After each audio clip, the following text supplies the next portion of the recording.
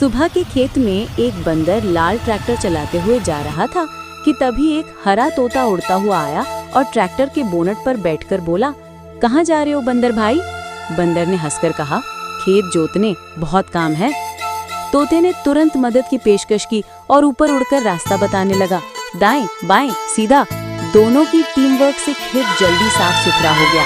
बंदर बोला, तोते तू तो सच्चा साथी है। तोता मुस्कुराया और बोला, चलो अब आम खाते हैं। और दोनों पेड़ के नीचे बैठकर आम खाकर मजे करने